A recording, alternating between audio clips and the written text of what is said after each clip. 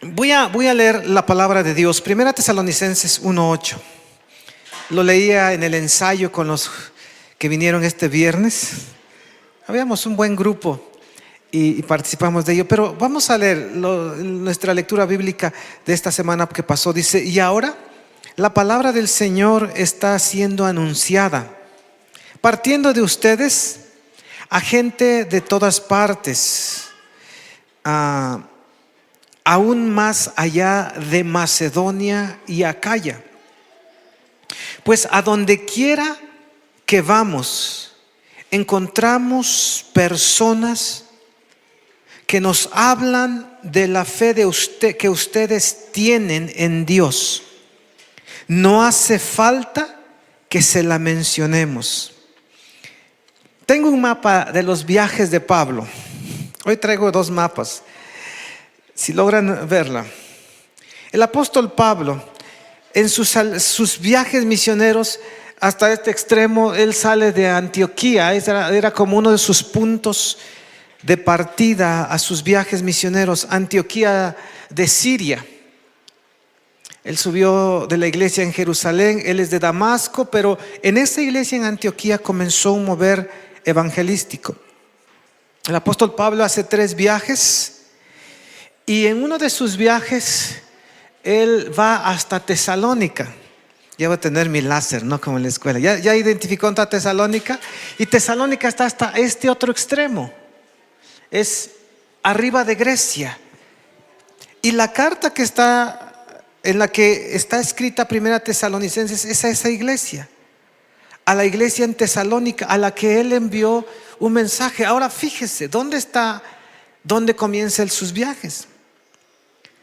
Antioquía y todo lo que tiene que recorrer. Por eso ahí vemos a la iglesia de Éfeso, las iglesias de Asia que hemos estudiado, a Filadelfia, Laodicea, Éfeso, Tiatira, Pérgamo, Esmirna, Sardis. Pero él de Siria va subiendo y el evangelio llega hasta Grecia. Y cuando escribe la carta a la iglesia en Tesalónica, ya con ese contexto, ¿ya vio el mapa? Todo lo que tuvo que viajar. Y estoy haciendo sus ojitos, ¿no? Pues vamos a tener que comprar una pantalla más grande, pero si no, ahí va a buscar en su Biblia. En muchas Biblias vienen los viajes de Pablo hasta el final. Ahí los puede encontrar. ¿Por qué quiero enseñarles sobre esta geografía? ¿Por qué les traigo un mapa? No les voy a dar una clase de misionología, pero quiero que entendamos los viajes de un predicador del evangelio. Y entonces, ahora sí, va a tener más peso el versículo que vamos a leer en Primera Tesalonicenses. Por favor, pongan el versículo y dice: y ahora la palabra del Señor está siendo anunciada, partiendo de ustedes a gente de todas partes, aún más allá de Macedonia y Acaya. Estos 2 nombres, Macedonia. Pon el mapa otra vez, por favor. ¿Ya vieron dónde está Macedonia? ¿Acaya? Sí, ya vieron. ¿Dónde está Tesalónica? Ahora, estos creyentes están predicando el evangelio, son de Tesalónica, pero Pablo dice: la palabra del Señor está siendo anunciada partiendo de ustedes. ¿Desde dónde? Respóndame, ¿de dónde? ¿A qué iglesia le está escribiendo? Respondo: Tesalónica. Está partiendo desde Tesalónica a gente de todas partes, aún más allá de Macedonia y Acaya. No vi cuántos kilómetros son. El asunto que vemos en el mapa es que estos creyentes no tenían, claro, Facebook como nosotros para hacer un live o WhatsApp, sino que ellos se tuvieron que movilizar para anunciar el evangelio. Y gente de esas regiones hasta esa parte sur de donde ellos están escuchando el evangelio. Ahora, sigue el otro versículo, por favor. Ahora Pablo dice: pues a donde quiera que vamos, encontramos personas que nos hablan de la fe que ustedes tienen en Dios. La fe que ustedes en Dios. Podrás voltear con tu vecino y decirle la fe que tú tienes en Dios. La fe, porque es cierto, tienes algún nivel de fe en Dios. Hay algo en tu corazón. Pero mi pregunta al estar empezando esta temporada en la que vamos a invertir los próximos 6 meses de la vida de esta iglesia. ¿Cuántos meses? Es mucho, ¿verdad? 6 meses, es mucho. Medio año. A mí me gustaría, hoy no están los de Río Alumbrado, ¿no? Pero tampoco iba a tal Dani y Lore, pero decir, uy, usted es el pastor de Dani y Lore, sí. ¿Cómo nos han anunciado el evangelio ellos? Me gustaría. Ajá. O que fuera yo por el tecnológico de Eleazar y dijera, oye, a veces pasa el licenciado Eleazar, ¿verdad? En la iglesia, sí. ¿Cómo nos ha anunciado el evangelio? Y cuando voy a cada región, ¿no? Donde ustedes están, sí, yo sé, sí lo conozco, él nos ha anunciado, Serafín y Lupita, ellos nos anuncian el evangelio del Señor. Encontramos personas que nos hablan de la fe que ustedes tienen en Dios. No hace falta que se las mencionamos. Ahora, hermanos, estamos involucrados en una tarea para discipular varios centenares de niños. No son unas decenas, sino son algunos cientos de niños. ¿Sabe que estamos participando con un ministerio del hijo de Billy Graham, este gran evangelista? Su hijo se llama Franklin Graham. Y él ha echado a andar un ministerio desde el año 93 que se llama Samaritan Purse. Y ellos están compartiendo el evangelio a los niños de todo el mundo.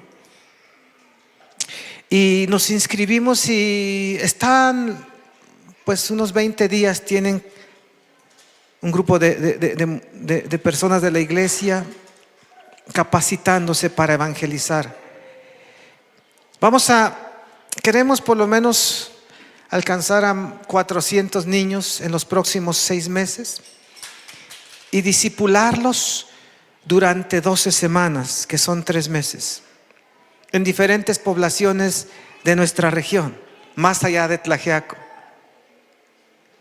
¿Y cómo vamos a hacer esta labor? Yo quiero que podamos entender cómo la gracia de Jesús está obrando para llevar a cabo esta tarea.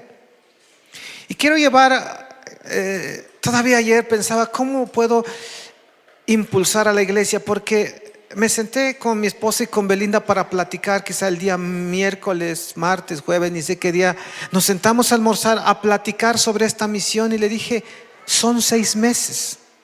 Es mucho trabajo, va a ser una inversión especial, pero vamos a estar enseñando a niños. Pues a lo mejor Hasi todavía no lo podemos discipular, puede ir y sentarse y ni sé si hay un regalo para esos bebés, pero quizá no. ¿De qué más o menos, de qué edad está? De 2 a 14 años, niños. Vamos a pensar que vamos a enfocarnos en niños de 3 años, 4 años a 14. Es un sector, está bien segmentado. Porque he tenido, desde que volvimos esta vez de la conferencia en Puebla, un hombre paró y nos habló a los pastores y dijo, ya no somos la generación precursora, la generación que va atrás. Siempre que yo iba a una conferencia de pastores, yo me sentía Josué y mi papá era Moisés. Así siempre me sentí. Entonces yo siempre me veía como la generación que recibía la estafeta y que tenía que hacer una tarea. Y entonces este hombre se para y nos dice, ustedes pastores ya no son más la generación que recibe una estafeta. Ahora ustedes son las que entregan a una generación más joven. Y yo le dije a mi esposa, es que ya voy a cumplir 50. O sea, ya no soy el chavito ahí que todavía no tiene identidad y que anda todavía pensando, ay, ¿qué me va a enseñar mi papá? Papá, ¿me presta 50 pesos para gasolina? Papá, no aguanto No, ya yo tengo un hijo y tengo a Víctor que enseñarle las labores ministeriales y le tengo que entregar la estafeta a él. Entonces, cuando empiezo a pensar en esto, yo vine con un cambio de chip. Dije, ya no soy yo en quien invierten. Ahora soy yo quien capacito para que en los próximos años yo pueda entregar a eso. ¿Y quiénes son? Es la generación joven. Y vine con una forma de pensamiento diferente. Le dije a mi esposa, es muy difícil que César y Cintia se vayan de la iglesia o que se vayan con los mormones. Es muy difícil que ellos un domingo ya digan, ay, no tenemos ganas de venir, porque tienen años de manifestar fidelidad y que creen en la palabra. Es muy difícil que Israel y Belinda digan, ¿sabes qué? Pues nos queremos volver a pues no sé, Shangri-La, ¿cómo se llama? Una secta hindú. Y ahora queremos meditar y ponernos un puntito en la frente. Es muy difícil que ellos hagan eso, porque ellos tienen un fundamento y raíces en la palabra. De algunos a veces que no los veo por un tiempo, digo, pues quién sabe dónde andarán, ¿no? Pero pues, sé que es cuestiones de un estilo de vida que han adoptado de desorden, ¿no? Que no es otra cosa. Entonces, pero de los demás, o sea, yo no me puedo imaginar. Pero ¿quiénes son los que sí se pueden alejar del evangelio? Que todavía no tienen raíces. Pues sí, nuestros jovencitos. O sea, puede ser que un día Benjita diga, ¿sabes qué, papá? Hasta aquí se acabó, ya no más. O que lo traigan a la fuerza, pero su corazón está allá. Ellos sí. Y el asunto es que estamos haciendo nuestra vida de iglesia para adultos. Bueno, que quiero cuidar a la hermana Carmen y quiero predicarle al hermano Andrés y a su esposa, y como que todos los centramos en ellos. Y cuando voy a los pueblos es lo mismo. Iba a los pueblos, como todos nos centramos en los adultos, y a los jovencitos no les invertimos, a los niños no, como ustedes váyanse a su salón allá y a ver quién les enseña el evangelio allí, o no sé qué pasa ahí, pero que no hagan ruido, cuando tendría que ser al revés. Hermanos adultos, váyanse al salón de allá abajo, donde no hay luz, donde no hay un baño, donde alguien a ver cómo les enseña, ahí sentaditos uno en como sea una tablita, en un tabique donde hace frío, y allí métanse a estudiar la palabra de Dios. A los jovencitos y niños los dejan en la sala principal con todas las atenciones que merecen. Y nuestros programas son para ustedes, niños, porque ellos ya les invertimos muchos años, 20 años. O sea, yo no tengo por qué más, no, como iglesia no tenemos que estar pensando tanto eso. Y es una cuestión que trabajamos. Pero, hermanos, ahora tenemos esa bonita misión. Por lo menos, yo dijera 400 es bastante en próximos 6 meses. Y pensando en cómo iniciar y cómo inspirarles, batallé y dije, recordé en un momento, estaba pensando que Sabdiel él podía enseñar la clase de 18 días, solamente que hoy fue.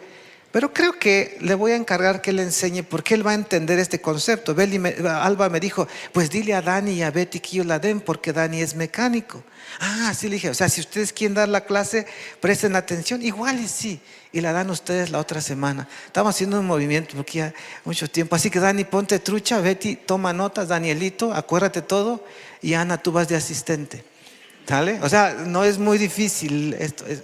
¿Saben por qué? Porque algún tiempo, cuando era yo un chamaco, no sé cuántos años tendría, si mi papá se acuerda, pero estaba ya estaba un poquito más grande que Danielito.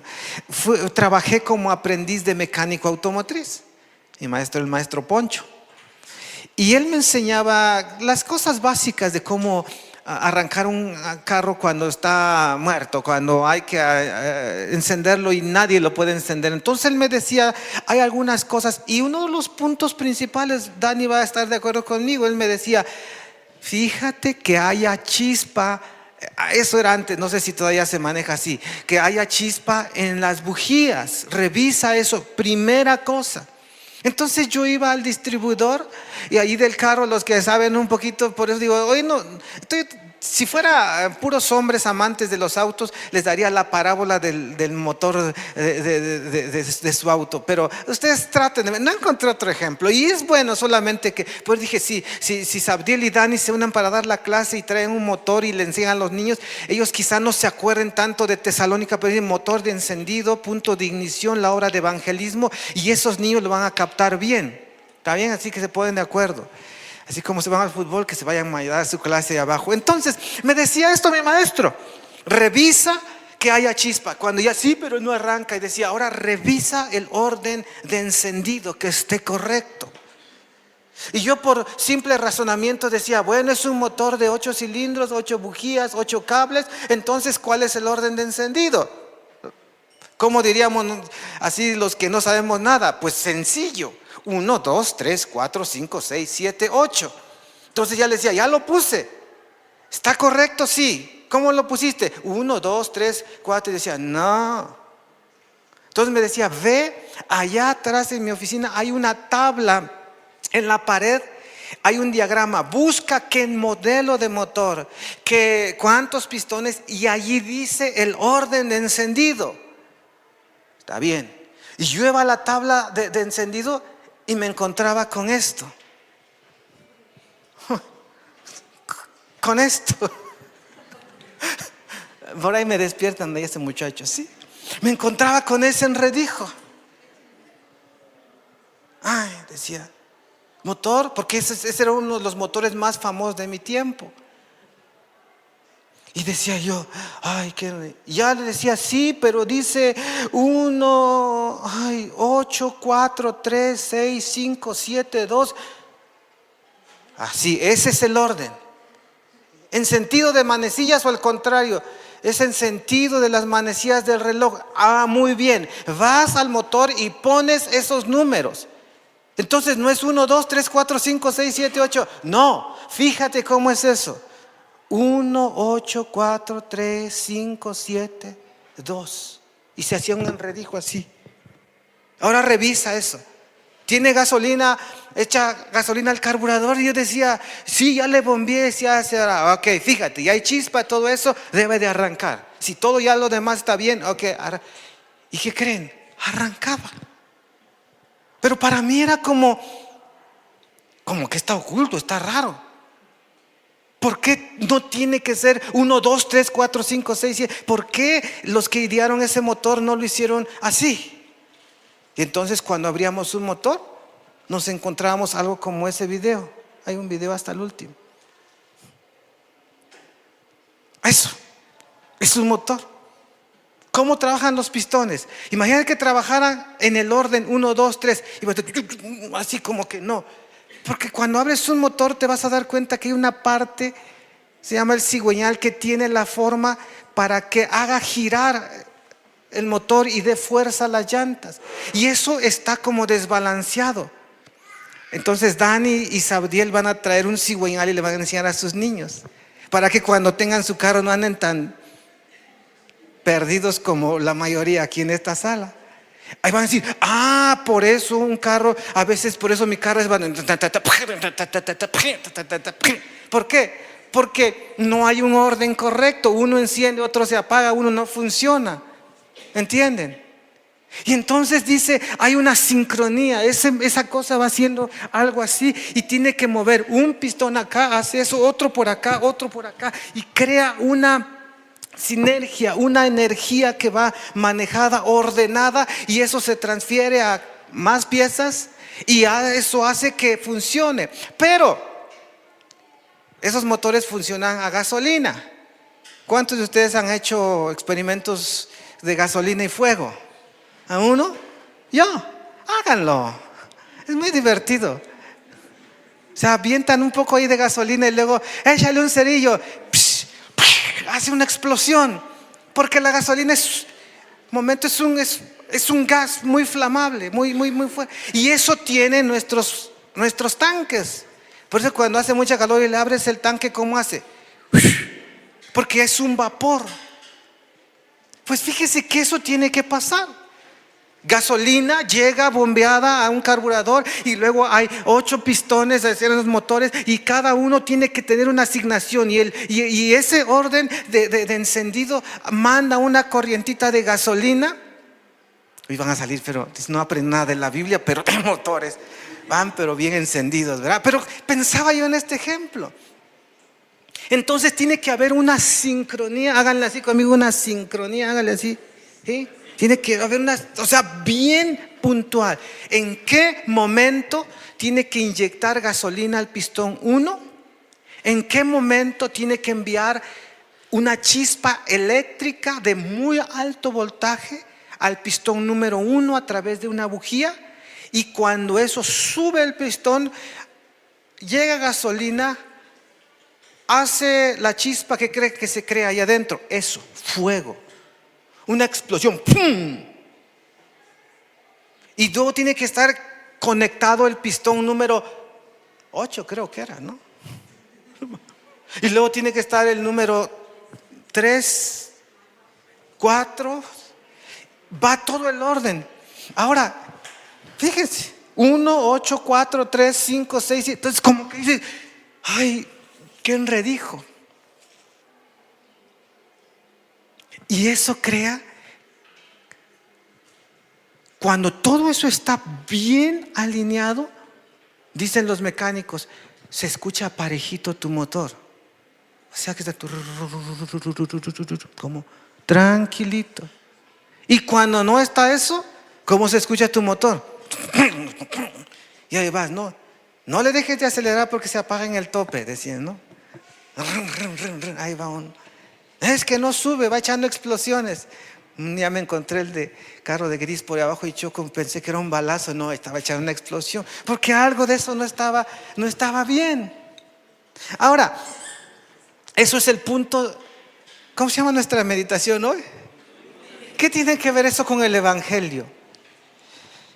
Yo decía, ¿qué dice un diccionario del punto de ignición? Y dice esto, la definición del diccionario. Dice, se denomina punto de ignición o punto de inflamación o punto de incendio de una materia combustible al conjunto de condiciones físicas, presión, temperatura, necesarias para que la sustancia empiece a arder al acercar una fuente de calor, la fuente de ignición, y la llama se mantenga una vez retirada la fuente de calor externa.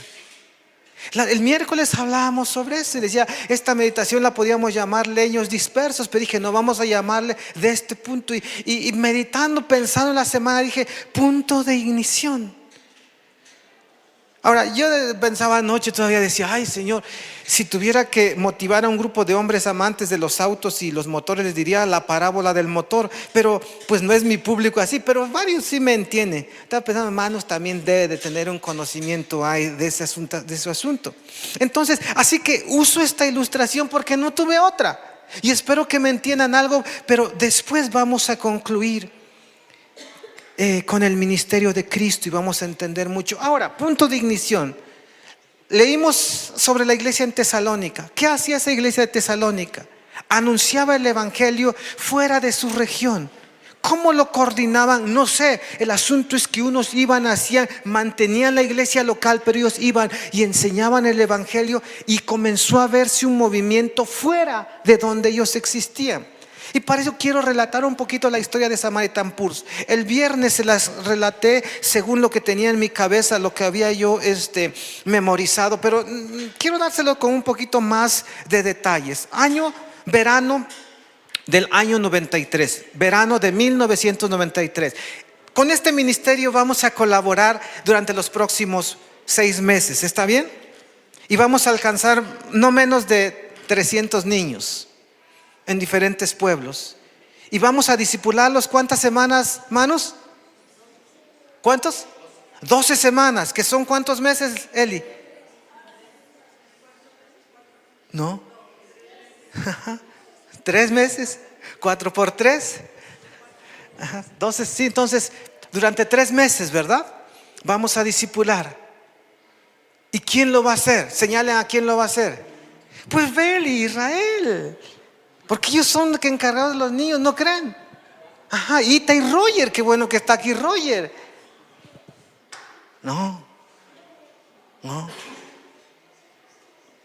Señala a quién lo va a hacer entonces. Ajá, ustedes, nosotros lo vamos a hacer porque es mucho trabajo. Era el verano del año 1993 y Franklin Graham, el hijo de Billy Graham, recibió una llamada de un hombre que estaba en Inglaterra. Este hombre le preguntó y le dijo: ¿podrías ayudarme a llenar cajas de zapatos y ponerle regalos ahí? Porque quiero que lo lleven, quiero llevarlo para unos niños que están en un tiempo de guerra en Europa del Este.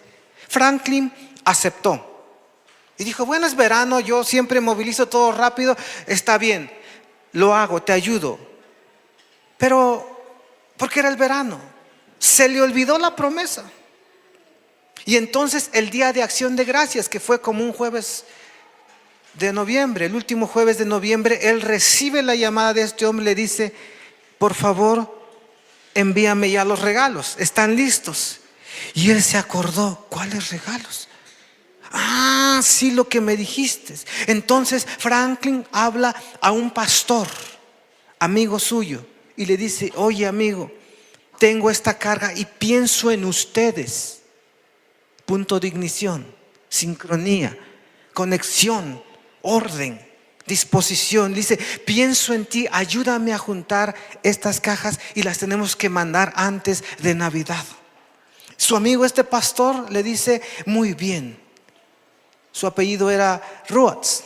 Así que él fue, se paró en su congregación como lo estoy haciendo hoy y le dice a su iglesia: miren, vamos a hacer algo inusual.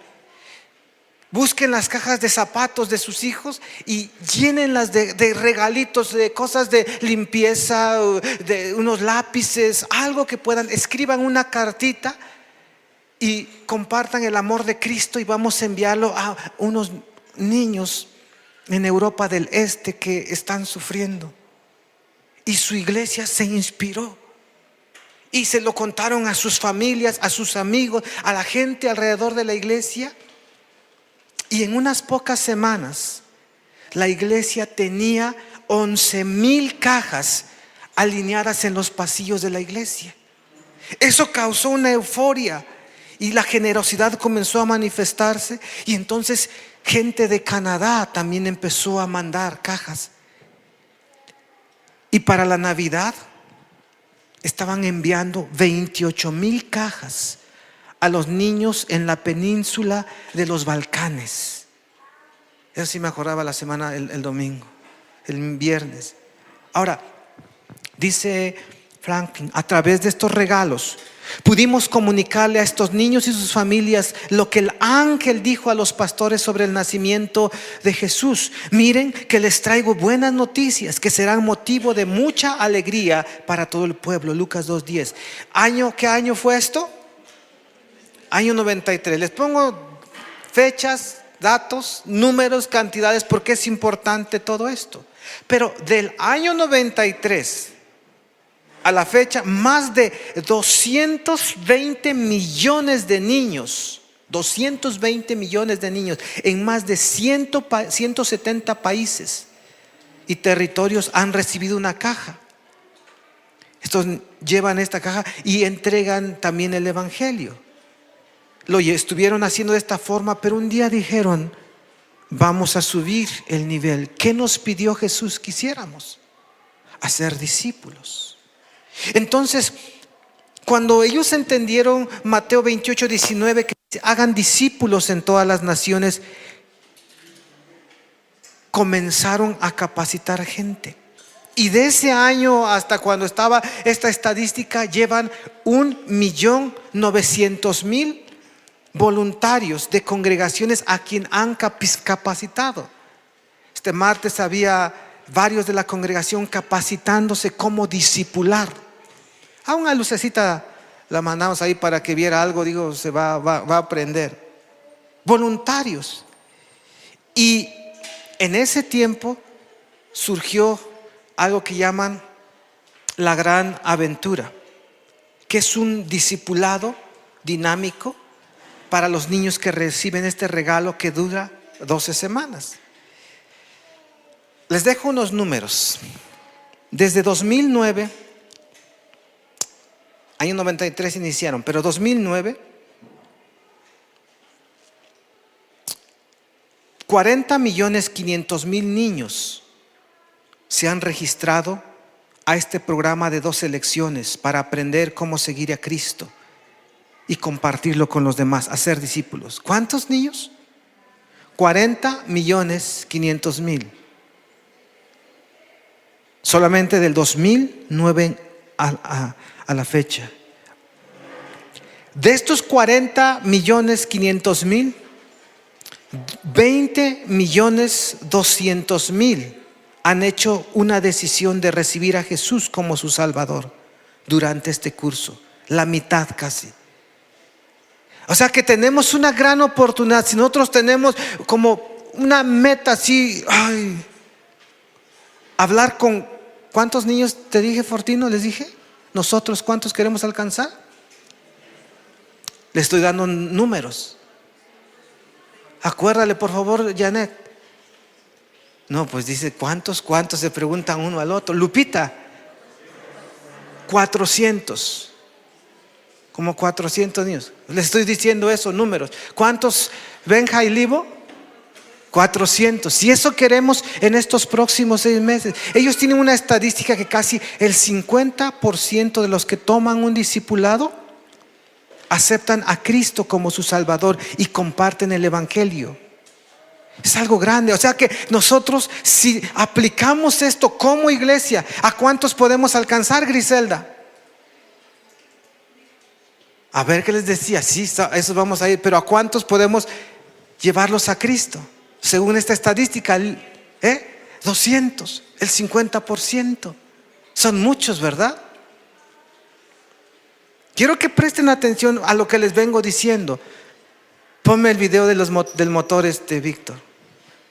Por eso era punto de ignición. Tiene que haber sincronía, tiene que haber combustible, tiene que haber energía que explote ese combustible que está. Y eso produce fuerza. Por eso la iglesia en Tesalónica era fuerte, porque tenían un hombre que les había enseñado, que era Pablo. Dijo, vamos a este pueblo, vamos a hacer esto. Entonces eso crea. Ahora ponme el mapa de los viajes de Pablo. Esas flechas, esas líneas de colores son las trayectorias de Pablo para predicar el Evangelio. ¿Ya las vieron? Es un enredijo, ¿verdad? Ahora ponme el diagrama del motor de encendido, por favor. Me parece a eso. Y uno dice, ¿a poco eso funciona? Sí. No siempre es como lo pensamos. Y hay una chispa y dice, ahora ustedes van. Ahora Guillermina y María se van a Yucuiji y acompañan a Ita y a Roger. Y hacen esa energía y explota. Y el Evangelio, y niños conocen el Evangelio de Cristo. Es un mandato a ser discípulos. Ahora, cada iglesia le debe llegar el momento de su punto de ignición, como me decía mi maestro. Ve ahí está el manual para ese motor que estás encendiendo. Y yo tengo ese manual que es la Biblia. Y entonces vamos a la Biblia y dice Jesús, yo me voy, pero ustedes tienen que hacer discípulos. Entonces mi maestro Poncho me decía, sigue el orden. Cuando siga el orden va a dar chispa a cada pistón. Revisa que llegue gasolina al carburador y que la bombee y que inyecte. Si hay eso. Entonces me decía, ahora debe de arrancar. Y efectivamente arrancaba. Y mientras planeábamos con el equipo sobre estas capacitaciones, y el viernes que hacíamos el primer ensayo, tuvimos pues una asistencia considerable y me gustaría que más se involucraran. Esta semana tendremos otro ensayo, ¿verdad? Y ya más marcado. Si usted dice, no, yo no sirvo para actor, está bien.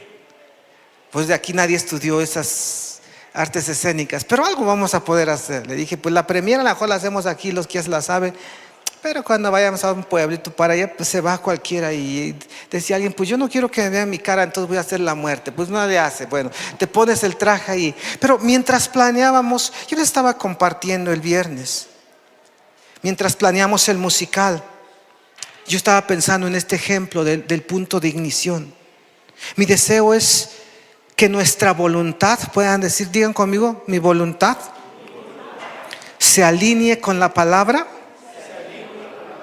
y que el Espíritu Santo provoque una chispa y que surja un movimiento en nuestra congregación. Lo van a repetir, porque unos están medios bostezando, medios aturdidos. Quiero que lo repitan. Así como nosotros pronunciamos bendición y vida y las cosas funcionan. O sea, cuando la hermana Carmen le daba un mensaje a Miguelito y decía, sacas a los guajolotes, tenía usted que hablarlo, ¿verdad? Porque aunque usted lo pensara, si no le hablaba, ¿qué pasaba con Miguelito? Así es la palabra. Pues les invito a ustedes cuando digo, háblenlo, porque es la forma como actúa lo que nosotros confesamos. ¿Está bien? Di conmigo entonces otra vez. Y dijera, sí, pero ya no me regañe. Entonces lo vuelves a decir conmigo. Dice, deseo que mi voluntad se alinee con la palabra de Dios. Y que el Espíritu Santo produzca la chispa. Y que surja un movimiento de evangelismo en nuestra congregación. Sí, eso quiero, eso tengo en mi corazón. Pero tiene que haber un punto de ignición. Una buena noticia tiene el poder de cambiar los rumbos de las vidas. Y las buenas noticias del Evangelio son poderosas para cambiar el rumbo de nuestras vidas. Y ahora, para terminar, estamos a tiempo, pero para ir terminando quiero dejarle el punto de Cristo. Hay el punto de ignición del ministerio de Cristo. ¿Cuándo explotó el ministerio de Cristo? ¿Cuándo Cristo cambió de ser un ciudadano radicado con credencial de elector en Nazaret? Porque allí vivió la mayor parte de su vida.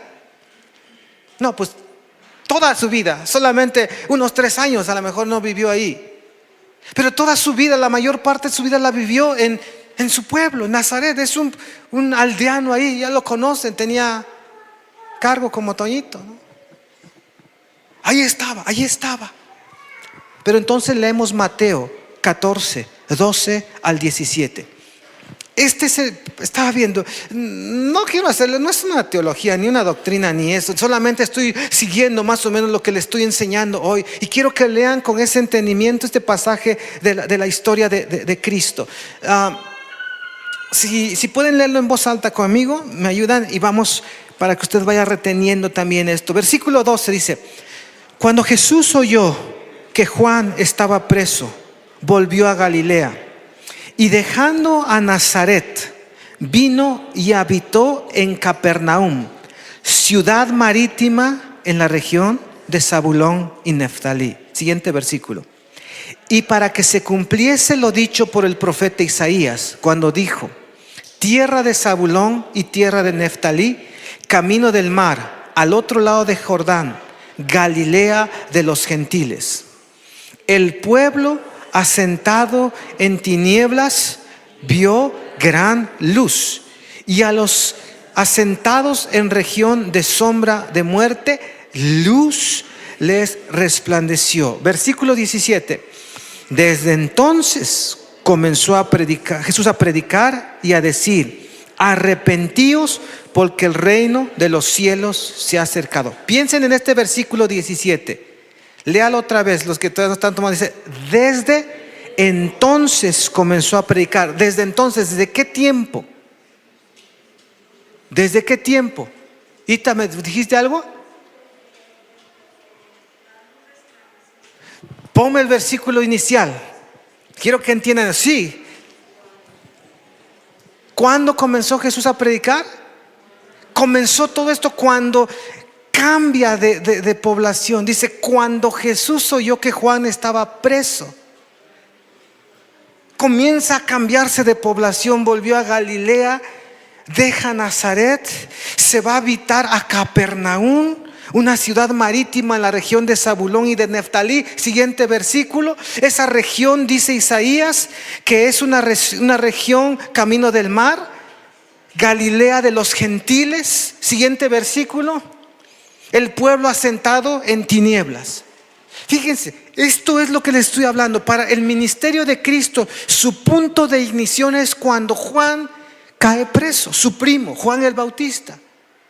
Juan el Bautista es su precursor. Él es el que prepara el camino para el Mesías. Lo que estuvimos hace unas semanas sobre Zacarías, Elizabeth y toda esta historia. Entonces Jesús está, su vida. Tengo mapa también para eso, porque me inspiré con los mapas. Ponme el mapa, por favor. Número 2. Este es el tiempo, esta es la geografía de donde Jesús vive. Nazaret está en ese puntito arribita del grande de Galilea, Nazaret. Y su región es esa partecita, Galilea. Como estoy aquí, Nazaret, conozco, esta es mi población, esta es mi región. Y yo no me muevo de ningún lugar porque, ¿qué voy a querer ir? Estaba pensando en Lupita y Serafín. Van a visitar a su familia seguido, a tu familia, ¿verdad? Lupita, Ixcatlán. Y yo diría, ¿irá a comer pozole que hace su mamá los domingos? ¿O podrá compartir el evangelio a algunos niños ahí? Porque cuando decimos vamos al pueblo, ¿y a qué vamos? Pues vámonos en domingo para no ir al culto. Ustedes también se escapan muy seguido, ¿no? Roy y Rubí, luego dicen, nos vamos al pueblo. Ojalá y pudieran hacer eso. Ahora a veces nos quedamos en nuestra región, pero de pronto, fíjense lo que pasa. Cae preso su primo Juan el Bautista. Él es el que está haciendo el ministerio en el Jordán. Él tiene una región donde él hace ministerio y va ahí predicando, y de pronto se entera, cae preso mi primo. Y él dice, vino un cambio de temporada. Entonces llega y le dice a su casa, a su familia, bueno, papá, mamá, quiero avisarles ahora que he tomado la decisión que voy a comenzar a viajar. Sí, mi hijo, pero ¿qué? Sí, es que les habla, les revela todo, si todavía no habían entendido, y dice, ¿y para dónde vas a vivir? Bueno, quiero escoger esta región. Ponga a Isaías, por favor, lo que dice el versículo 14, por favor. Lean conmigo. Para que se cumpliese lo dicho por el profeta Isaías, cuando dijo, tierra de Zabulón y tierra de Neftalí, camino del mar, al otro lado del Jordán, Galilea de los gentiles. Me voy al otro lado del Jordán. ¿Mapa?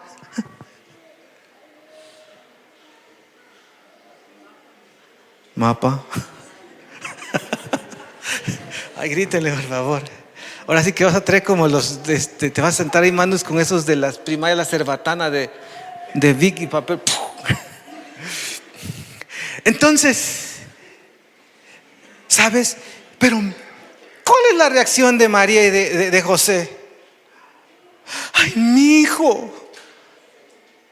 Como decimos nosotros, que Dios no lo permita. ¿Dónde te vas a ir? Son paganos, borrachos, malvividos. ¿Dónde? No, mi hijo, a Jerusalén vete, pero ¿cómo te vas a ir del otro lado del Jordán? A Galilea de los gentiles. ¿Es raro? Sí, es raro, como el orden de encendido de ese motor que tenía la camioneta de mi papá. 1, 8, 4, 7, quién sabe, es raro así. Y sus padres dicen, ¿por qué a Capernaum? ¿Por qué al otro lado del mar, del río Jordán, donde está ese pueblo asentado en tinieblas, Galilea de los gentiles?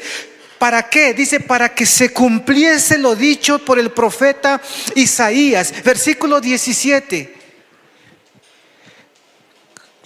Perdón, el anterior, 16. El pueblo asentado en tinieblas vio gran luz, y a los asentados en región de sombra de muerte, luz les resplandeció. Y desde entonces comenzó a predicar el evangelio que decía, arrepiéntanse. Asombrosamente yo puedo decir que el ministerio de Cristo explotó con el encarcelamiento de su primo Juan el Bautista y su muerte tan pronta. Y Jesús, cuando dice, familia, dejo mi región, dejo Nazaret, dejo esta parte y me voy a Galilea, porque sigue siendo Galilea, pero es Galilea de, o sea, si el mapa vemos, si es como la región de Galilea.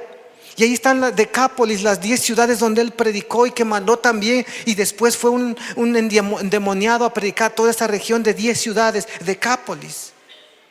Jesús dice, me voy. ¿A dónde? Voy a vivir a Capernaum, del otro lado, hasta arriba.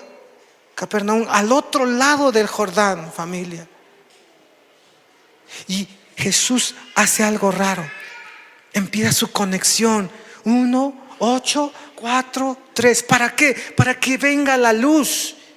Y esto implica que tiene que irse a vivir a una región pagana, a una región donde no está, él no desea, a una región que yo no quiero ir. ¿Por qué? Para que se cumpla la profecía, para que su vida tenga propósito y para que su muerte, porque va a morir, que su muerte pueda ejercer una autoridad y un valor sobre los que viven en Galilea y tengan la redención de sus pecados.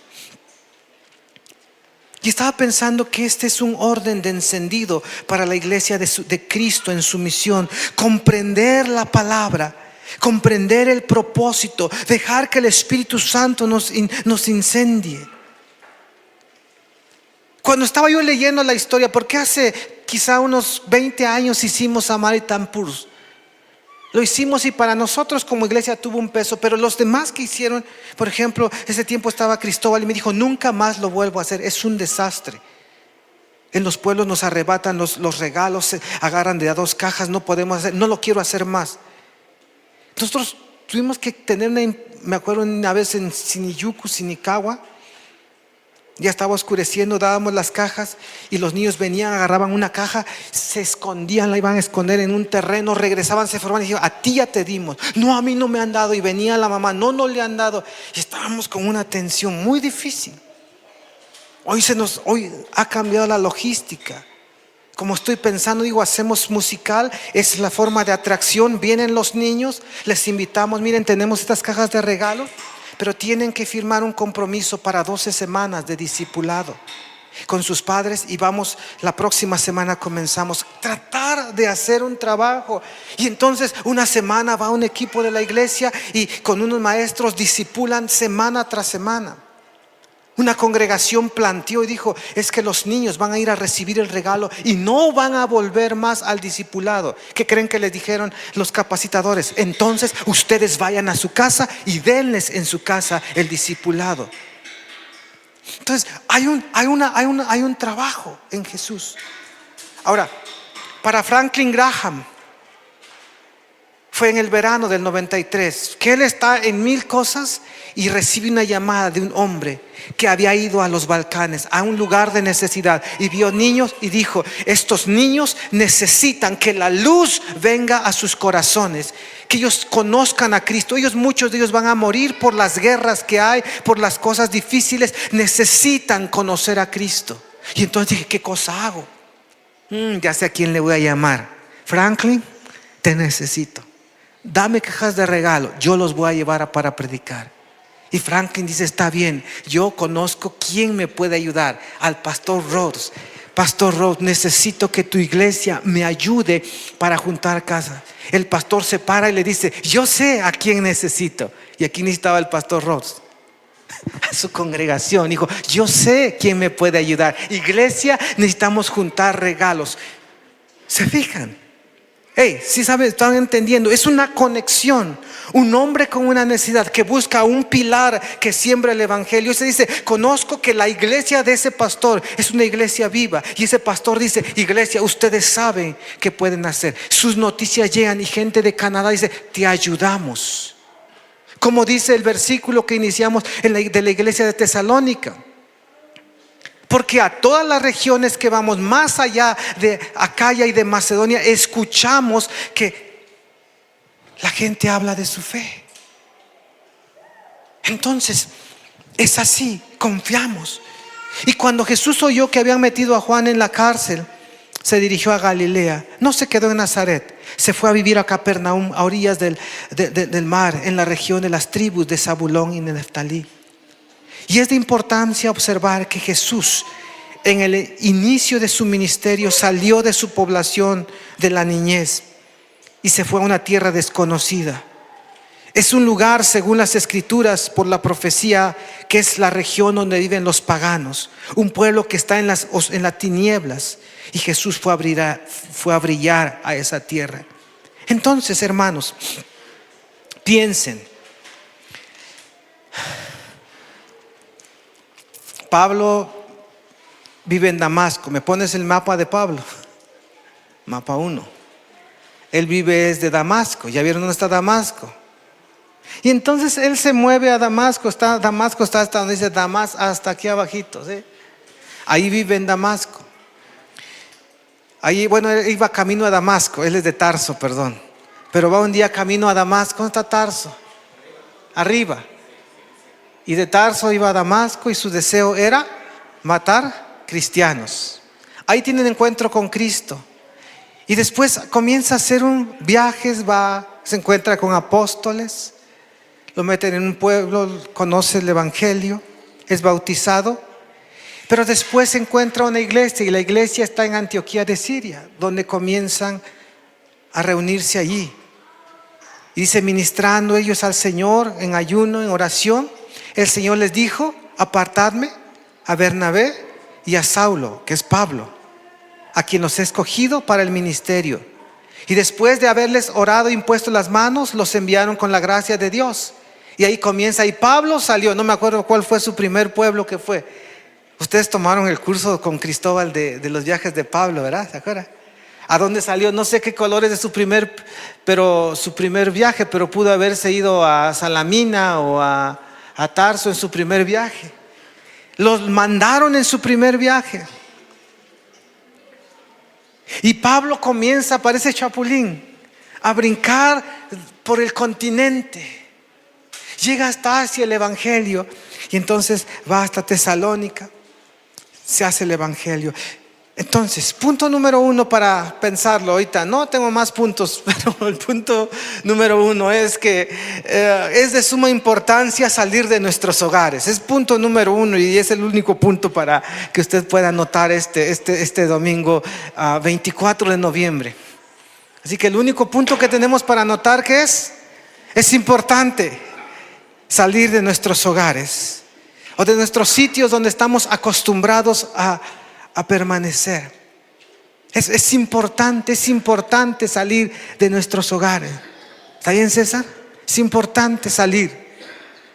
No para irnos solamente de parrandas, pero ir y esto. Entonces, hacerlo por las causas del evangelio. De los lugares donde nos hemos acostumbrado y experimentar la gracia de Dios en tierras donde el evangelio no está. Alumbrar en lugares a los que no estamos acostumbrados. Ir a sitios a los que no frecuentaríamos, se dice, si no fuera por el poder de Cristo obrando en nosotros. Y saben, ahí también contemplaremos la gracia de Dios sobreabundante.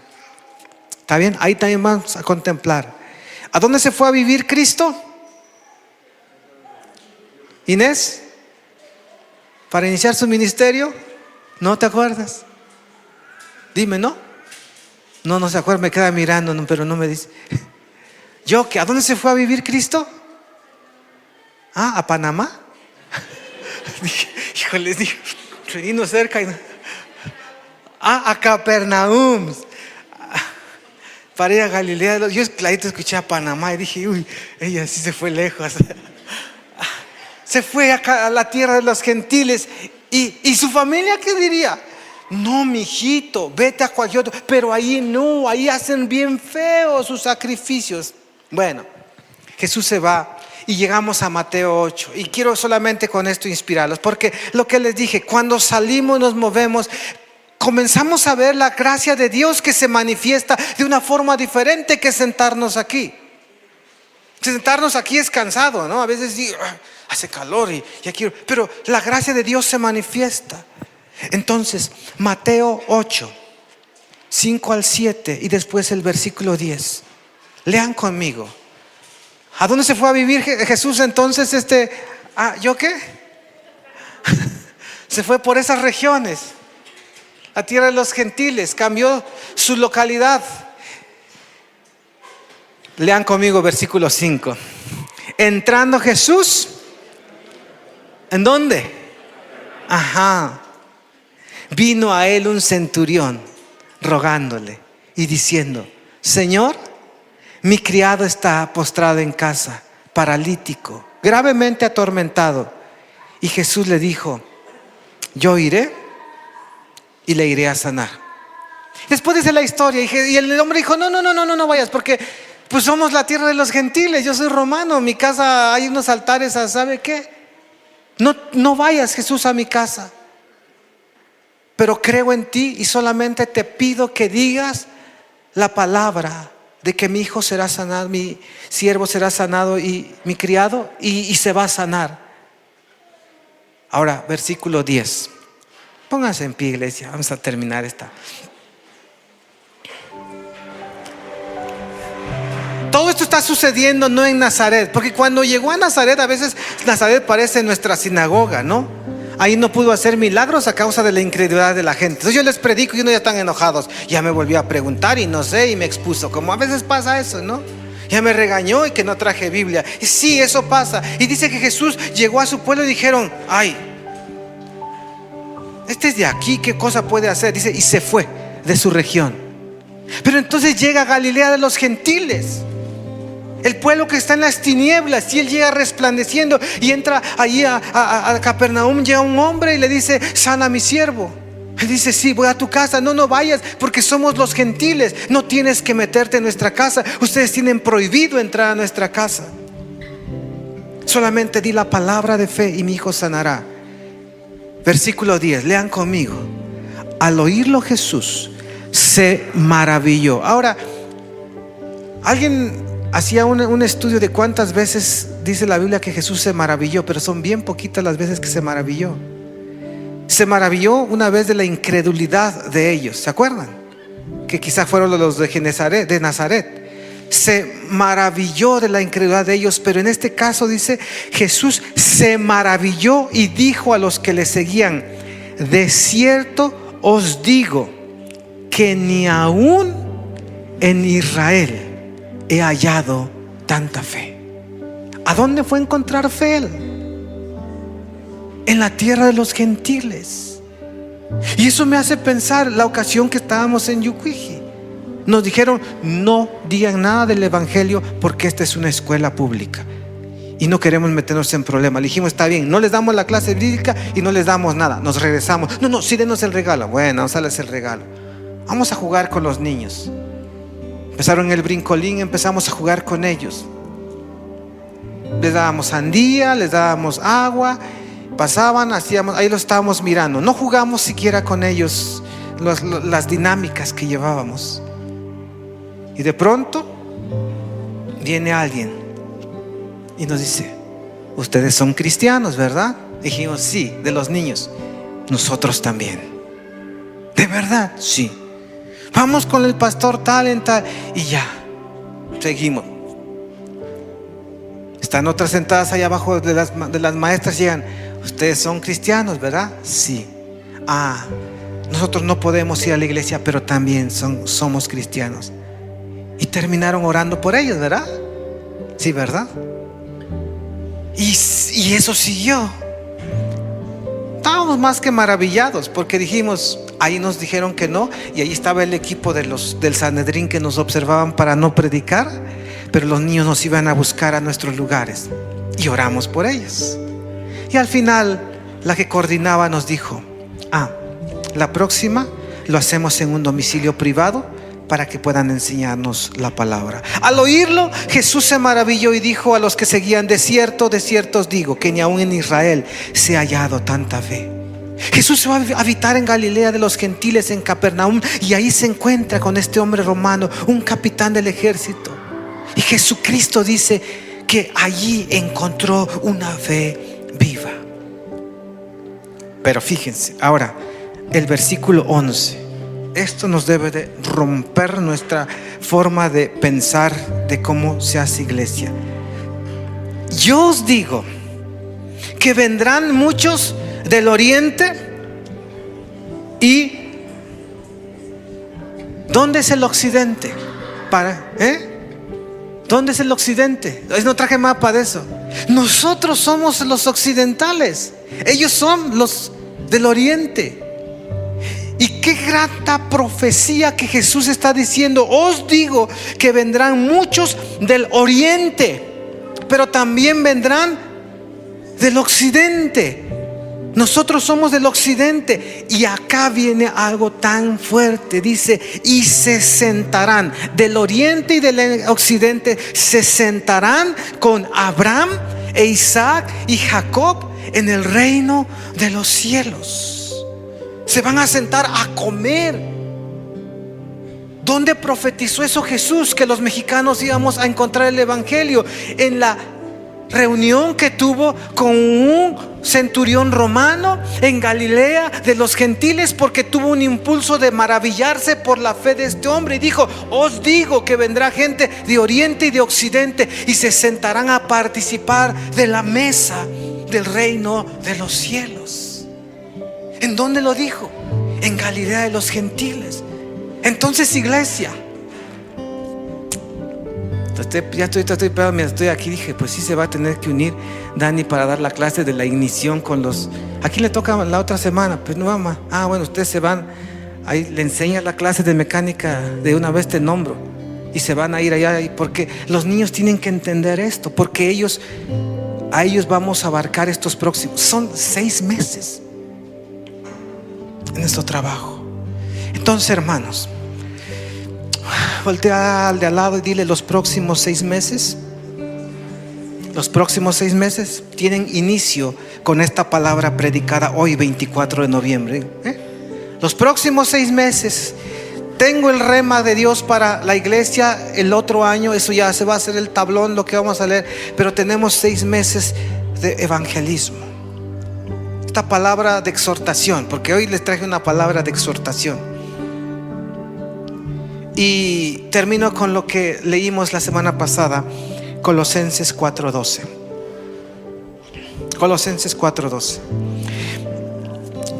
Pablo está escribiendo a la iglesia de Colosas y dice: les manda saludos Epafras. Hoy necesitamos Epafras. ¿Está bien? ¿Está bien? ¿Sí? Hoy necesitamos esos Epafras. Dice: les manda saludos Epafras. Y luego dice: un miembro de la misma comunidad de fe que ustedes, y siervo de Cristo Jesús. ¿Qué hace Epafras que lo hace tan importante para que aparezca en la carta a la iglesia en Colosas? Pon el siguiente versículo. ¿Qué hace Epafras? Dice: siempre ora con fervor por ustedes y le pide a Dios que los fortalezca y perfeccione. Estas 2 oraciones: ora con fervor y pide a Dios que los fortalezca y perfeccione. Y les dé la plena confianza de que están cumpliendo toda la voluntad de Dios. Qué buena es la afirmación. Ayer estábamos jugando fútbol en la noche. Hacía frío, pero también somos fieles futboleros. Estábamos jugando, todos gorditos ahí, recién comidos, y estábamos echando nuestras carreras. Y nos echábamos muy bien, manos, bien, ya, no. Ahí estuvimos y ganamos, ¿no? La afirmación. Hay días que tenemos días malos, ¿no? Cuando nos peleamos, no con nosotros, sino contra los otros. Y estamos: pero agarra el balón, mano, pero no. Y ese día, pues, no funciona, porque la afirmación es buena. Y Epafras es un hombre así, que dice que él ora con fervor por la iglesia para que sean fortalecidos, perfeccionados. Pero lo que me importa mucho es la parte final. Dice: y les dé plena confianza de que están cumpliendo toda la voluntad de Dios. Que estemos con esa plena confianza. Eso es esto que vamos a hacer, de alumbrar, de hacer del ministerio, de ir a nuestros pueblos. Y si yo les pregunto ahorita: ¿cuántos se comprometen para hacerlo? No lo voy a hacer ahorita, porque todo lo que les prediqué se me puede ir al suelo. Porque muchos van a decir: van a empezar ahorita a tener sueño, o su bebé va a querer ir al baño, o pasan esas cosas. Pero para eso necesitamos ¿a quién? Epafras. Los que oran con fervor, ¿para qué? Podamos ser fortalecidos, perfeccionados y podamos cumplir, estar la confianza de que estamos haciendo la voluntad de Dios. ¿Es difícil irse a Galilea a los gentiles? Sí, es una cuestión dura. Un día un contacto ahí de Yucuji me dijo: oye, quiero que mi hija vaya a la reunión al refugio, solamente que está tan insegura y la estoy convenciendo, pero la única forma que ella quiere ir es que si alguien del refugio va a traerla. Yo dije: ¿a quién mando? Si yo le pongo en el grupo de WhatsApp: ¿quién quiere ir por la hermana? ¿Cómo se llama la por la que iba? La hermana Sofía. Y pues nadie me contestaba, y era aquí en la Linda Vista. Ahora le digo: ¿y dónde queda Yucuiji? A 1 hora y media de aquí. ¿Ir a traerla o dejarla a las 2? No. Dije: déjame pensar, pero la veo medio difícil. No te preocupes, yo pago la gasolina, pero que alguien vaya para que mi hija conozca a Cristo. Es difícil, eso sí. Entonces, ¿a quién mando? Así es que Jesús, el Hijo de Dios, dejó el cielo, vino a Nazaret, y cuando ya estaba estableciendo su vida, y ya su papá y su mamá lo querían y lo habían engordado un poquito, se echan a la cárcel a su primo Juan, y él dice: oh rayos, comienza mi ministerio después de 30 años aquí en mi pueblito. Y el Espíritu de él dice: sí, Jesús, llegó tu tiempo, a Galilea de los gentiles. Alumbró, encontró fe, y en ese pueblo pronuncia: van a venir de oriente y de occidente, y van a encontrar en mí redención y salvación, y ellos se van a sentar en la mesa en el reino de los cielos. Hoy necesito Epafras. Hoy necesito que, yo estoy inspirado, por eso estoy convocando a esto. Pero muchos me van a decir: no, pretextos. Saben, empezamos hoy a decir: no hay pretextos, no va a haber pretextos. El nombre de Cristo rompe eso, ¿está bien? Grítenlo amén, amén. El nombre de Cristo rompe nuestros esquemas duros. El nombre de Cristo, en el nombre de Cristo hay poder. ¿Está bien? Ok. Se sale de su lugar y va a orar con alguien. Alguien tiene más espíritu de Epafras que usted, pero esto va a ser nuestra oración, como se los decía el viernes. Y va a orar y vamos a pronunciar esas palabras. Ayer vino a hacer el aseo Manuel y Marta, y le dijo a mi esposa: se quedan a comer con nosotros. Algo que queremos hacer mientras vienen, cuando podemos aquí, si no nos animamos, nos engordamos unos a otros. Pero el asunto es que ahí estábamos platicando, y ahí Marta le estaba contando un testimonio a Alba, y le dijo: mira, el día que la doctora me dijo: mejor ni te vayas, porque quizás que tu hijo ya mañana no está vivo. ¿Y qué hago? Pero dice: pero un día antes vino a orar por mi Vere, y Vere dijo: tu hijo tiene esto y esto de Dios, así que a creer. Pero al otro día viene la doctora y le dice: tu hijo ya no, así que mejor quédate. El policía le escucha y le dice: pues sí, mejor quédate, porque así como van las cosas, mejor que te despidas de él. Y él dice: no, porque ya recibí la palabra de Dios. Manuel, quédate, estoy muy cansada, me voy a dormir. Y ahí está Jaciel. Ayer lo vi comer alitas de pollo y dije: este niño va a dejar en la ruina a sus papás si sigue comiendo así. ¿Por qué? Porque había una palabra de Dios. Y dijo Marta: yo decidí creer. Entonces dijo: si yo me quedo para contemplar eso, pues se acaba mi fe. Pero como me dijeron esto, yo creí. Estaba cansada, me fui a dormir. Ese es el poder de la oración. Una noche le dijeron a Damaris: tu papá está propenso a un derrame cerebral por esto. Él no nos llama, y en ese momento me entra a mí la tristeza. Derrame cerebral, ¿a dónde se busca? ¿Qué se hace con un derrame cerebral? Y yo estaba así con la congoja, y de repente viene el Espíritu de Dios y me dice: devuélvele su baldón. Yo les prediqué un día de eso. A Nehemías vinieron unos, dijeron: no hagas esto, y el Señor dijo: devuélvele su baldón. ¿Qué es devuélvele su baldón? Lo que ellos me están deseando, que lo tengan ellos, no yo. Y ese momento dije: Señor, tú tienes en tus manos la vida de mi papá. Y ellos dicen que esta enfermera dice eso. Padre, si tú lo permites y eso va a pasar, danos la fuerza, la gracia y los medios para que él pueda empezar a tener una atención. Pero si no, Señor, devuélvele su baldón a esa mujer que está atemorizando. Y en eso yo dije, sí, no es de Dios. Le mandé un mensaje a mis hermanos: no recibimos ese diagnóstico de la enfermera. Confiamos en Cristo, lo que mi papá, y ahora somos 20 en la familia.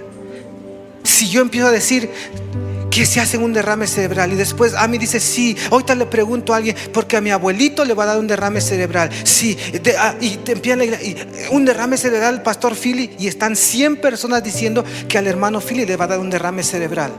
Las palabras tienen poder, dice la Biblia. Pero dije, no recibimos ese diagnóstico. Y empezamos a orar, y los contagió de la fe, y él amaneció. Ese es el poder de la oración. Era Marta. Ese es el poder. Y eso quiero que hoy se levanten Epafras. Vas a poner tu mano y vas a decir: hermano, en el nombre de Cristo nos levantamos para nuestro punto de ignición. ¿Está bien? Hoy comenzamos a encender, hasta que esté así. Ahí les voy a decir a Dani, les enseñas a los niños cómo hace un carro que les funcionan 2 pistones. Si no, hágalo ahí en su, ahorita y salga su carro y le quita 2 cables y va a ver cómo hace. Y a veces no están haciendo, necesitan como que, pero hoy el Señor puede empezar a cambiar eso. ¿Está bien? Sálgase a orar con alguien y va a comenzar a pronunciar palabras de gracia, de afirmación. Vamos allá. Oramos, ay sí, júntense a orar. Vamos a orar y terminamos este tiempo. Vamos a orar. Comience a hacer ese Epafras. ¿Cómo dice que oraba Epafras? ¿Cómo oraba Epafras? ¿Qué es fervor?